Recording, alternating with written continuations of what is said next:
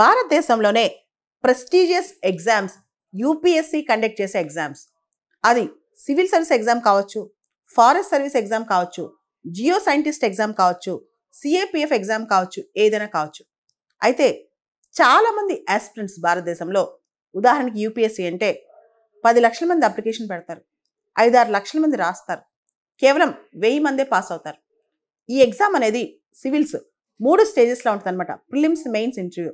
అయితే చాలామంది అడిగే క్వశ్చన్, ఇంటర్వ్యూ దాకా వెళ్ళి ఫెయిల్ అవుతాయి, విఫలం అవుతాయి, కొన్ని మార్కులు తేడాతో విఫలం అవుతాయి, ఆ టాలెంట్ ఎక్కడికి పోద్దని. చాలా సందర్భాల్లో ఇంటర్వ్యూ దాకా లేదా మెయిన్స్ దాకా వెళ్ళిన వాళ్ళ టాలెంట్ పాస్ అయ్యే వాళ్ళ టాలెంట్ కన్నా ఎక్కువ ఉంటుంది.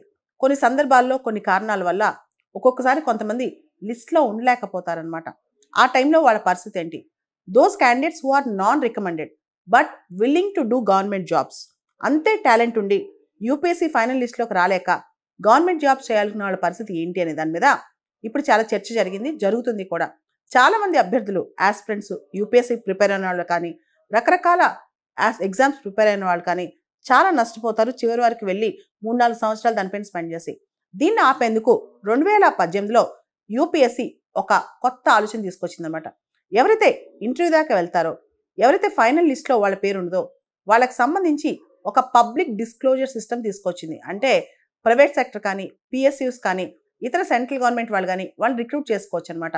ఉదాహరణకి చాలామంది స్పోర్ట్స్ అథారిటీ ఆఫ్ ఇండియా వాళ్ళు మరియు ఇతర పిఎస్యూస్, ప్రైవేట్ సెక్టర్ వాళ్ళు రిక్రూట్ చేసుకుంటున్నారనమాట. అయితే దీనికి యూపీఎస్సీ వాళ్ళు ఇప్పుడు ప్రతిభా సేతు అని పేరు పెట్టారనమాట. ఏదైతే టాలెంట్ పూల్ ఉంటుందో, యూపీఎస్సీ ఎగ్జామ్స్కి ఫైనల్ దాకా వచ్చి ఆ టాలెంట్ పూల్ రికమెండ్ అవ్వలేదో వాళ్ళ డేటాబేస్ మొత్తం మెయింటైన్ చేస్తారు.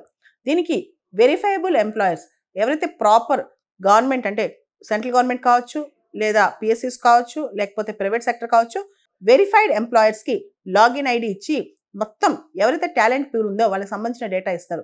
అంటే వాళ్ళ బయోడేటా ఏంటి, వాళ్ళ సాఫ్ట్ బయోడేటా అనమాట, వాళ్ళ క్వాలిఫికేషన్ ఏంటి, వాళ్ళకి ఏదైనా ఎక్స్పీరియన్స్ ఉందా, మొత్తం వాళ్ళకి యూపీఎస్సీలో వచ్చిన మార్కులన్నీ అన్నీ వాళ్ళకి ఇస్తారనమాట. దాన్ని బట్టి వీళ్ళు సెలెక్ట్ చేసుకోవచ్చు వాళ్ళ ఎటువంటి టాలెంట్ కావాలి. ఇదంతా కూడా మనకు తెలుసు.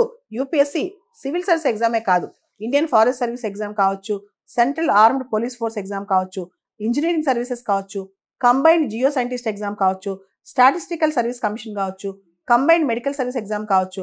ఇలా రకరకాల ఎగ్జామ్స్ రాసిన వాళ్ళు ఎవరైతే చివరిదాకా వెళ్ళి ఫైనల్ లిస్ట్లో వాళ్ళ పేరు రికమెండ్ చేయబడలేదో వాళ్ళ మొత్తం డేటా అనమాట, వాళ్ళ సాఫ్ట్ బయోడేటా, వాళ్ళ ఎడ్యుకేషన్ క్వాలిఫికేషన్, వాళ్ళ కాంటాక్ట్ డీటెయిల్స్ అన్నీ కూడా అందుబాటులో ఉంటాయి. దాదాపు 10-15 వేల మంది ఇలాంటి లిస్టు యూపీఎస్సీ తయారు చేసి దీనిలో పెట్టిందంట. దీనివల్ల ఏమవుతుంది అంటే బెస్ట్ టాలెంట్ పూల్, అంటే సివిల్స్కి కానీ మిగతా ఎగ్జామ్స్ కానీ చివరి వరకు ప్రిపేర్ అయ్యి నష్టపోకుండా ఉండొచ్చు. అదేవిధంగా సివిల్ స్థాయిలోనే ఈ ఉద్యోగాలు ఉంటాయి. ఇంకా చెప్పాలంటే ఎవరైతే సివిల్ సర్వీసెస్ పరీక్ష సీరియస్గా తీసుకున్నారో, ఎవరైతే సివిల్ సర్వీసెస్ పరీక్ష సీరియస్గా ప్రిపేర్ అయ్యారో వాళ్ళు ఏ రంగంలోకి వెళ్ళినా అంతకంటే గొప్పగా రాణించగలరు అనమాట. అండ్ మనందరం గుర్తుంచుకోవాల్సింది, సివిల్స్ మెయిన్స్ ఇంటర్వ్యూకి వెళ్ళి పోయిన వాళ్ళందరూ, అంటే విఫలమైన వాళ్ళందరూ కూడా పాస్ అయిన వాళ్ళకంటే అసలు ఏమీ తక్కువ కాదు, ఇంకా ఎక్కువే అని చెప్పొచ్చు. చాలా సందర్భాల్లో ఆ ఎగ్జామ్లో, ఆ ప్యాటర్న్లో, ఆ క్వశ్చన్స్ని బట్టి, ఆ ఇంటర్వ్యూ బోర్డుని బట్టి మార్కులు అటు ఇటు అవటం వల్ల విఫలం అవటమే కానీ టాలెంట్ తక్కువ అని అర్థం కాదనమాట. కాబట్టి ఈ టాలెంట్ పూల్ మొత్తం కూడా దేశానికి వివిధ రంగాల్లో ఉపయోగపడితే అంతకంటే మనకు కావాల్సిందే ఉంది.